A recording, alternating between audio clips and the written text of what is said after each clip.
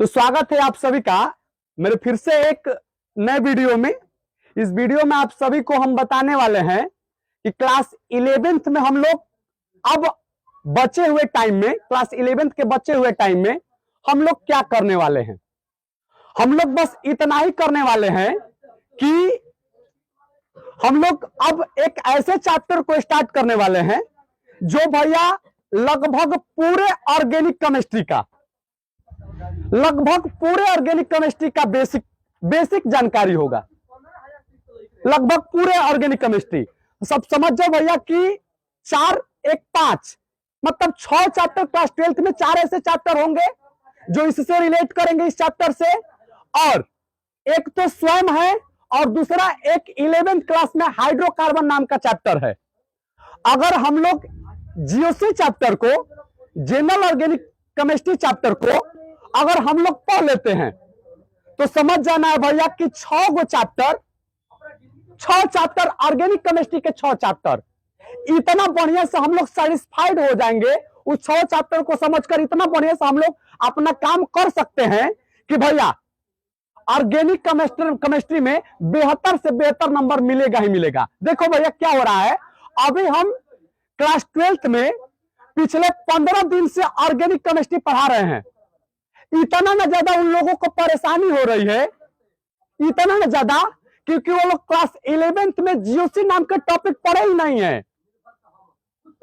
GOC को कुछ समझते ही नहीं है। जीओसी क्या होता है, इंडक्टिव इफेक्ट क्या होता है, मेसोमेरिक इफेक्ट क्या होता है, इलेक्ट्रोफाइल क्या होता है, न्यूक्लियोफाइल क्या होता है, सब्स्टिट्यूशन रिएक्शन क्या होता है, एलिमिनेशन रिएक्शंस क्या होते हैं, ये सब पता नहीं है। तो उन लोगों को कैसे कन्वर्जन आएगा, उन लोग कैसे डिसाइड कर सकते हैं कि मेथेनोइक अम्ल और एथेनोइक अम्ल में बेहतर अम्ल कौन है। कैसे वो लोग कंपैरिजन क्वेश्चन को, आप परीक्षा के कंपैरिजन क्वेश्चन को लिख सकते हैं। कैसे भैया ऑब्जेक्टिव क्वेश्चन को टिक कर सकते हैं, नहीं कर सकते हैं। बच्चे इतना ना ज्यादा ऑर्गेनिक केमिस्ट्री में वीक है कि उन लोगों को यह तक पता नहीं चल रहा है कि एल्कोहल का, भैया एल्कोहल में कौन क्रियाशील समूह रहता है, कार्बोक्सिलिक एसिड में कौन क्रियाशील समूह रहता है, डेकेन के स्कूल संरचनात्मक समावयवी की संख्या कितनी होगी, समझातीय श्रेणी किसे कहते हैं। बच्चे नोमेनक्लेचर नहीं जान रहे हैं। अब आप ही लोग भैया जानिए, हम आपको हमारी खोज करनी है तो खोज करने में सबसे पहले क्या होगा, आपको हमारा नाम जानना पड़ेगा ना भैया। इसी प्रकार से आप एथेनोइक अम्ल के बारे में बढ़िया से डिटेल से पढ़ना चाहते हैं तो पहले आपको पता होना चाहिए कि भैया CH3COOH का नाम क्या होता है। CH3COOH का नाम क्या होता है। जब तक आप यही नहीं जानेंगे तब तक उसका प्रॉपर्टीज कैसे जान पाएंगे, उसके रिएक्शन कैसे कर पाएंगे, नहीं कर पाएंगे। हम कोई मजाक में ये वीडियो नहीं बना रहे हैं, हम आपको सच में समझाना चाहते हैं कि भैया ऑर्गेनिक केमिस्ट्री अगर आपको बेहतर करना है, अगर आपको भैया ऑर्गेनिक केमिस्ट्री में बढ़िया से बढ़िया एकदम सेटिस्फाइड होना है तो आपको जनरल ऑर्गेनिक केमिस्ट्री नाम के चैप्टर को पढ़ना ही पढ़ना। देखिए हमारी केमिस्ट्री होती है क्या, 3 विभागों में बांट दी गई है, 3 भागों में। एक तो ऑर्गेनिक, दूसरा इनऑर्गेनिक और तीसरा फिजिकल में। इनऑर्गेनिक और फिजिकल में जानते हैं क्या होता है भैया, लैंग्वेज वाला क्वेश्चन लिखना पड़ता है, लैंग्वेज लिखना पड़ता है प्रश्न के उत्तर में। लेकिन यहां पर ऑर्गेनिक केमिस्ट्री में लैंग्वेज कम लिखा जाता है भैया, रिएक्शन पर काम होते हैं। अब आप ही सोचिए भैया, किसी बात को लैंग्वेज स्वरूप बोला जाए दिक्कत परेशानी होगी, और किसी बात को भैया हमारे अंक के तौर पर, जैसे मैथमेटिक्स लिखा जाता है, मैथमेटिक्स के प्रश्न सर क्या करते हैं, सर एक बार बताते हैं और उसी से संबंधित 2-4 क्वेश्चन देते हैं, आप लोग कर लेते हैं। क्या अगर हम एक क्वेश्चन बताए, बोले कि एथेनोइक अम्ल और मेथेनोइक अम्ल में अम्लीय गुणों की व्याख्या करें और हम समझा दे बढ़िया से, आप लिख सकते हैं, नहीं लिख सकते हैं। पहले तो यही नहीं पता होगा कि कहां से लिखें, स्टार्ट कहां से करें। समझ में आएगा? नहीं किसी को समझ में आएगा, क्योंकि भैया यहां पर लैंग्वेज लिखना है। अब मैथमेटिक्स में समझ में आ जाएगा कि यहां से स्टार्ट करना पड़ेगा, पहली लाइन ये लिखना पड़ेगा, दूसरी लाइन ये लिखना पड़ेगा, लेकिन यहां पर यही नहीं समझ में आएगा कि हम कहां से स्टार्ट करें कहां से। हम इसीलिए आप सभी से विनम्र भाव से अनुरोध करेंगे कि आप जीओसी जैसे चैप्टर को खूब ईमानदारी से खूब भैया जुनून के साथ इस चैप्टर को हम लोगों को पढ़ना है। और हम भी भैया आप लोगों को भरोसा दिलाना चाहते हैं कि अब की बार हम हर साल जीओसी पढ़ा देते हैं बच्चों को, लेकिन अब की बार और नए तौर तरीके से कुछ पढ़ाने वाले हैं। और भैया इस चैप्टर को करीब करीब मानकर चलो हम लोग 2 महीना 3 महीना पढ़ने वाले हैं। हम लोग ये 2-3 महीना उत्सव के तौर पर मनाएंगे, उत्सव मनाएंगे, जीओसी का उत्सव मनाएंगे भैया। हम लोग ऑर्गेनिक केमिस्ट्री का शुभारंभ करेंगे, और शुभारंभ में नहीं, हम लोग इतना बढ़िया से भैया ऑर्गेनिक केमिस्ट्री को पढ़ेंगे कि हम लोग के मन में कभी भी संशय नहीं, इतना भरोसा दिलाना चाहते हैं। तो भैया कृष्णावरम में पहली बार ऐसा होगा कि हम लोग जीओसी के बढ़िया से कवर अप करेंगे। फंस जा रहे हैं बच्चे बहुत सारे, और अंत में जाकर भैया कह रहे हैं कि हमारा केमिस्ट्री वीक है, हमारा केमिस्ट्री वीक है। देखो ना भैया, हम क्लास 12th का, हम हमारे पास ही जो बच्चे हैं जो 11th क्लास नहीं पढ़े थे 12th क्लास में डायरेक्ट आए हैं, उन लोगों की हालात क्या है, हम कितना मेहनत करेंगे। हम अब 11th क्लास वाला बात उन लोगों को तो नहीं बताएंगे, हम तो 12th क्लास वाला उसका भैया सिलेबस देखेंगे। अगर हम सिलेबस नहीं खत्म करें तो भी हम लड़का हमको गाली देगा, और नहीं समझ में आ रहा है तो भी लड़का हमको गाली देगा। मतलब कहीं ना कहीं परेशानी है भैया क्लास 11th के जीओसी में। क्लास 11th के जीओसी ही नहीं, क्लास 11th का हर एक चैप्टर आपके क्लास 12th के बढ़िया नंबर प्राप्त करवाने में अहम भूमिका निभाएगा, अहम भूमिका निभाना पड़ेगा।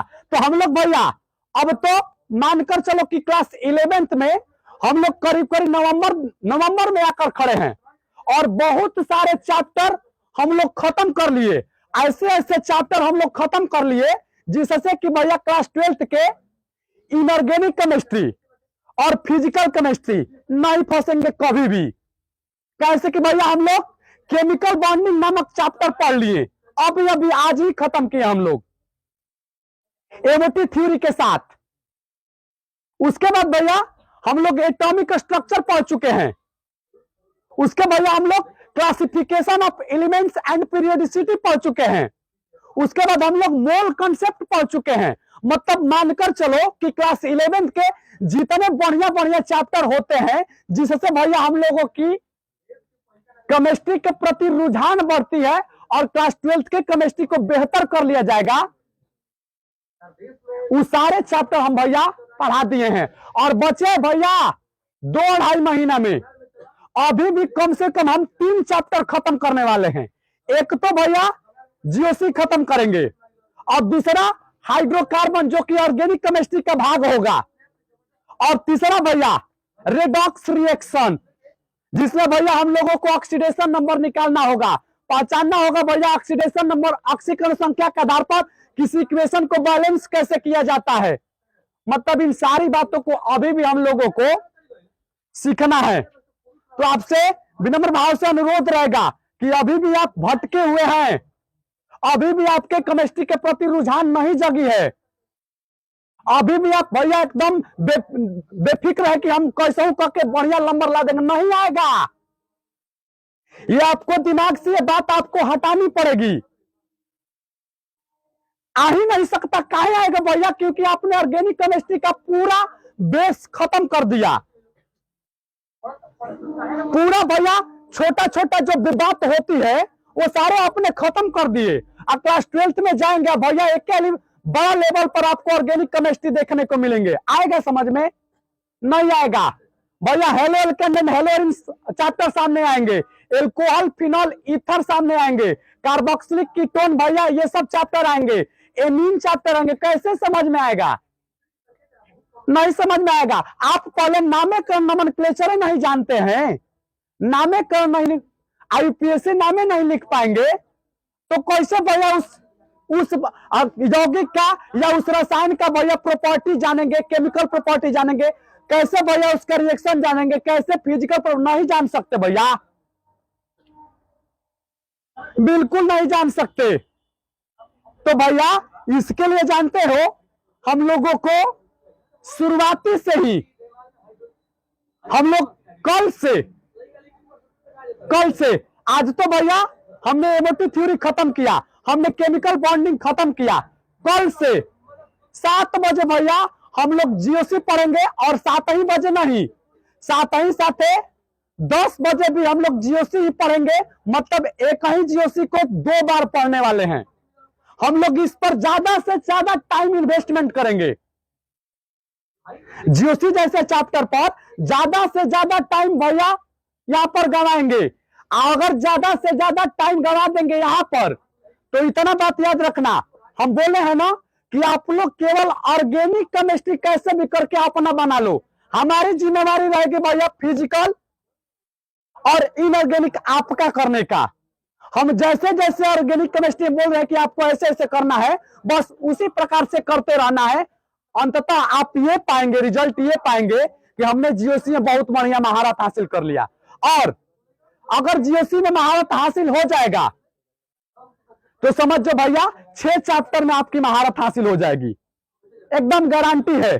6 चैप्टर के मतलब भैया कम से कम 30 नंबर के चैप्टर पर आप महारत हासिल कर लेंगे। तो आप एक चैप्टर से 30 नंबर के भैया कवर अप कर रहे हैं, और साथ ही साथ आपके भैया मन को, आपके भैया दिल को सेटिस्फेक्शन मिल रहा है, संतुष्टि मिल रहा है। विद्यार्थियों को होना क्या चाहिए? संतुष्टि सबसे बड़ी चीज है, संतुष्टि मिलनी चाहिए। अपने मन में यह होना चाहिए कि नहीं हम पढ़े हैं, ये होनी चाहिए। और भैया जीओसी पढ़ लेंगे तो आपके मन में भैया हमारी सेटिस्फेक्शन भी आएगा। सेटिस्फेक्शन पढ़ेंगे एक चैप्टर, और सेटिस्फेक्शन भैया हर एक चैप्टर के लिए आएगा, तो फायदा नहीं रहेगा भैया।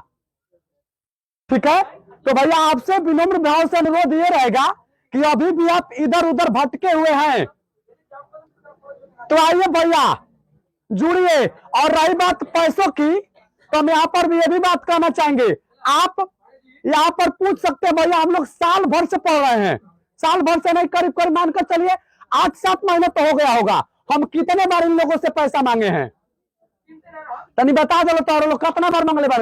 अच्छा कौन जना देले बार तनी हमरा की बताओ? 1-2 लोग केवल दिए हैं भैया। हमने आज तक क्लास में 1-2 बार बोले होंगे कि भैया पैसा दे दो। हमारी भैया सोच ये रहती है कि अगर हम बेहतर से पढ़ाएंगे तो आप हमें दागा नहीं देंगे, आप हमें पैसा देकर भी जाएंगे, और साथ ही साथ हमको सम्मान भी देकर हम इस उम्मीद में बैठे रहते हैं। हमारी भैया बस यही प्रभु से कामना रहता है, और यही भैया जी जान से मेहनत करने की इच्छा करता है हमें कि आपका भैया भविष्य उज्जवल हो। इसलिए हम आपके लिए करते हैं कि भैया हमारा जीवन पड़ा है पैसा कमाने की बहुत ज्यादा। अभी भैया हम इतने बड़े नहीं हो गए कि हमारा दिन खत्म हो गया, नहीं कमाएंगे तो हमारे सब कुछ खत्म हो जाएगा। नहीं भैया, हम इस उद्देश्य से नहीं पढ़ाते हैं। जिस उद्देश्य से ये पढ़ाने लगे कृष्णापुरम में, पैसा के उद्देश्य से, समझो भैया कुछ दिन से हम केमिस्ट्री नहीं, एकदम समझो कि अपने काम से एकदम डिस्टर्ब हो रहे हैं। तो ऐसा बात नहीं है भैया कि मतलब हम पैसा नहीं लेंगे, लेकिन भैया आपका दायित्व तो क्या बनता है, आप भैया पैसा तो देंगे लेकिन उसका डबल ट्रिपल करके हमसे वो सीलने की कोशिश करेंगे, और भैया हम देने की कोशिश एकदम बिल्कुल करेंगे। आप एक बार भैया दिल से पूछ कर देखिए, आप एक बार क्वेश्चन पूछते हैं ना, बच्चे अगर क्वेश्चन, बच्चियां नहीं, बच्चियां हमेशा क्वेश्चन पूछ लेती है। अगर बच्चे क्वेश्चन पूछते हैं तो हम एकदम अंदर से लगेगा कि ना हमने पढ़ा दिया भैया।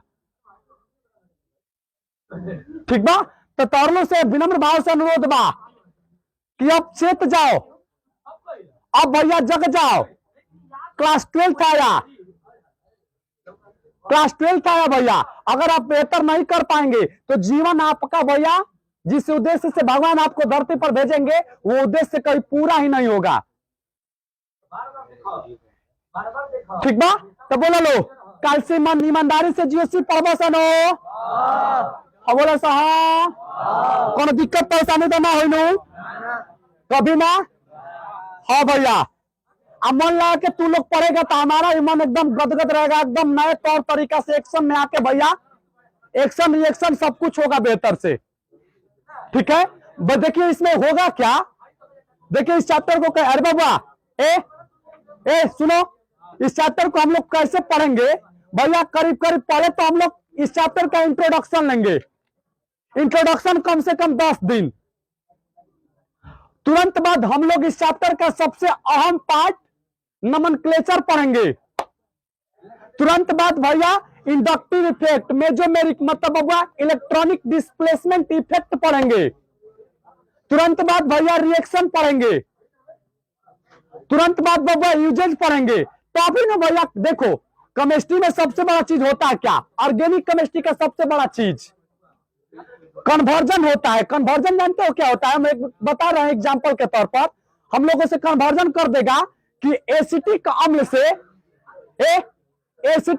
से एथेनॉल बनाए। एसिटिक अम्ल से एथेनॉल बनाने के लिए रासायनिक अभिक्रिया दे।